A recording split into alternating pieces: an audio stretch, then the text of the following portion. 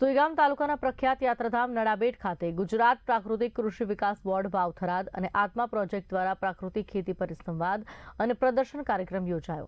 પ્રવાસન નિગમના ઓડિટોરિયમ હોલમાં યોજાયેલા કાર્યક્રમમાં કૃષિ વૈજ્ઞાનિકોએ રાસાયણિક ખાતર અને જંતુનાશક દવાના વધતા વપરાશથી ઊભી થતી બીમારીઓ અને જમીન બિનઉપજાઉ બનાવવાના ખતરાઓ અંગે વિસ્તૃત માર્ગદર્શન આપ્યું। મુખ્ય મહેમાન રાજ્યમંત્રી સૌરભજી ઠાકોરે ખેડૂતોને પરંપરાગત ગાય આધારિત પ્રાકૃતિક ખેતી તરફ પાછા વળવા અપીલ કરી। આ કાર્યક્રમમાં પ્રાકૃતિક ખેતી અપનાવનાર ખેડૂતોને સરકારની વિવિધ યોજનાઓ અંતર્ગત સહાયના ચેકનું પણ વિતરણ કરવામાં આવ્યું। કાર્યક્રમમાં અગ્રણીઓ અને મોટી સંખ્યામાં ખેડૂતો ઉપસ્થિત રહ્યા હતા।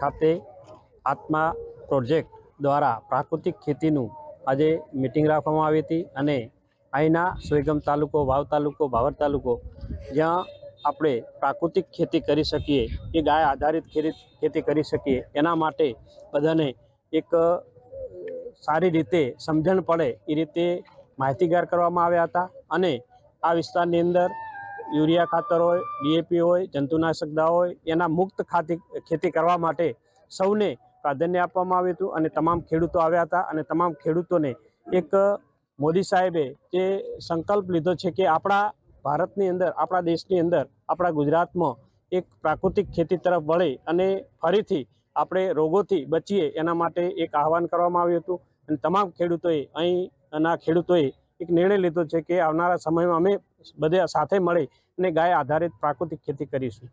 ખેડૂતોને શું અપીલ કરશો? હું ખેડૂતોને એટલું કહેવા માગું છું કે સમયની સાથે જે રોગો વધી રહ્યા છે એ રોગોને નાથવા માટે આપણે પ્રાકૃતિક ખેતી તરફ વળી અને ફરીથી ગાય આધારિત પ્રાકૃતિક ખેતી કરીએ।